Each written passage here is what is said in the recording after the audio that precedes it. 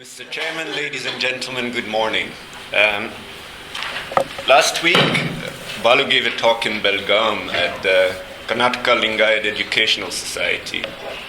And in the room where he was giving the talk, the logo of KLE was presented at several spots, which said, "Work is worship." Now, if you look at your folder for this conference and turn it around, there's a quote by Swami Vivekananda which talks about preaching the gospel of salvation, the gospel of help, the gospel of social raising, up the gospel of equality. Many similar statements can be found all over India in newspapers and at conferences. People talk about the dignity of labor, equality, and work as worship. These altogether are a cluster of commonplace ideas. And at first sight, they seem to make some sense. Right? All human beings are equal, therefore the work we do is all equally worthy. Work as worship is somewhat more difficult, but could say that work is valuable. But if you think twice and really try to understand what these sentences mean, they become very difficult to understand.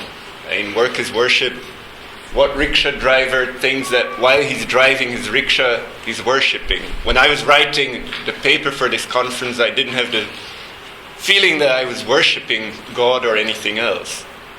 I also didn't experience the dignity of labor while I was doing that. I don't think garbage collectors or teachers or rickshaw drivers experience the dignity of labor. Equality, well, it may seem easy to make sense of, but then when we really try to understand it, you have to look into political theory, and there it's still unclear what equality means. Does it mean equal access to resources, equal income? Does it just mean that we're all equal before the law? Well, some people now say that there's something called luck egalitarianism, where you have to reduce the factor of luck so that we all become equal. So people are still trying to make sense of these ideas, even though to us they seem self-evident in some way. If you had asked us a few years ago, say the period after The Heathen was published and the first 5 years after, we'd have told you that these are secularized theological ideas. They're fully intelligible only in the presence of a background theological framework, in this case the framework of Protestant Christianity, which says that all human beings are equal before God and that all professions are vocations. I mean, you can be called by God to do any profession, therefore all work is equally worthy and dignity of labor is present. We would have told you that these ideas were spread through the double dynamic of religion, which is explained by Balu in The Heathen as a consequence of the structure of religion. And his hypothesis there is that religion is an explanatory, intelligible account of the cosmos in itself. And because of that structure, it makes universal and unconditional truth claims.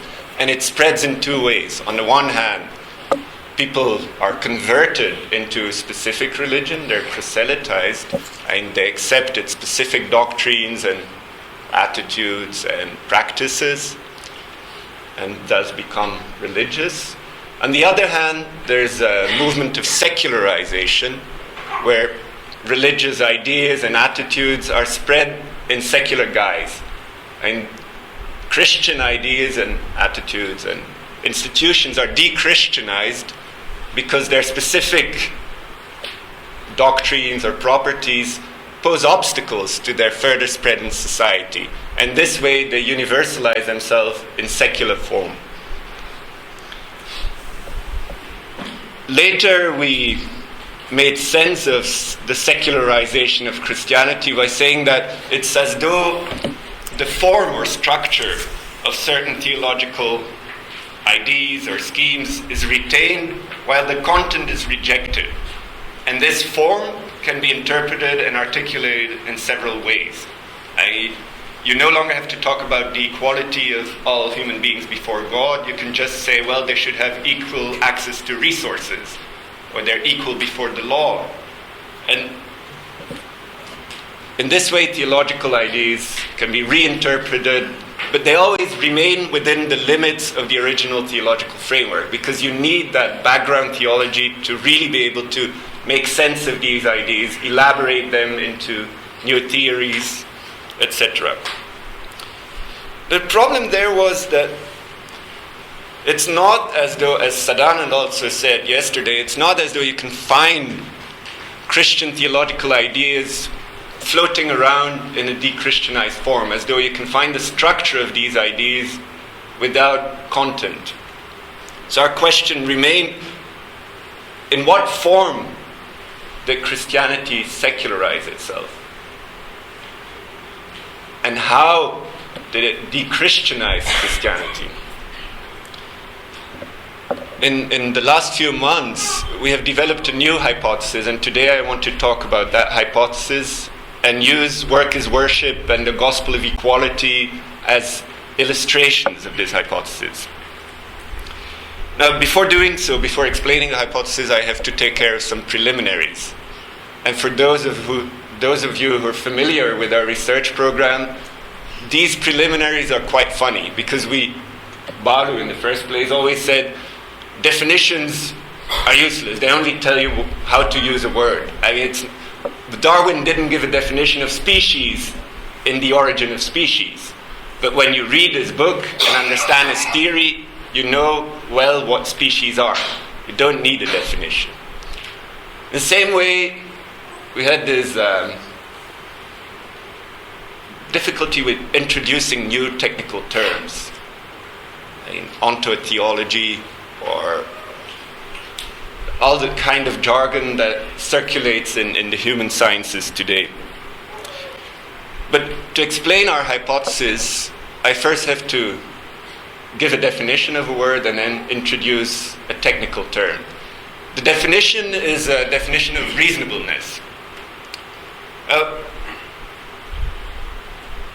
We have to make a distinction between reasonableness and rationality. Rationality is the obsession, or has been the obsession, of Western philosophers for a few centuries now.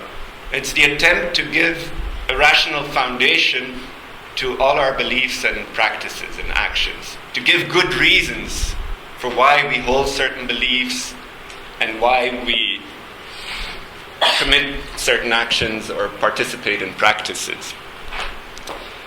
Reasonableness is something quite different. I mean, even intuitively, we note that when we say Vivek is a reasonable man, we don't mean that Vivek tries to give good reasons for every action he has ever done, or that he tries to give a foundation to all of his beliefs. We seem to mean something different. Now, reasonableness, nevertheless, is not it's not a kind of individual property, a personal characteristic. It's a cognitive goal. The cognitive goal, and this is our definition of reasonableness, of making the different parts of our common sense compatible, coherent, and consistent. At any point of time, our common sense consists of certain ideas. For instance, you should switch off your cell phone when you go listen to a talk. Cell phones can ring everywhere you can be called on a cell phone wherever there's a signal. I don't know, they work through waves which are transmitted by antennas. If you want to make these different ideas compatible, coherent, then you have to see to it that these different beliefs and concepts cohere and that they're not incompatible. That's what the cognitive goal of reasonableness compels us to do. The other preliminary is the introduction of a technical term, topos.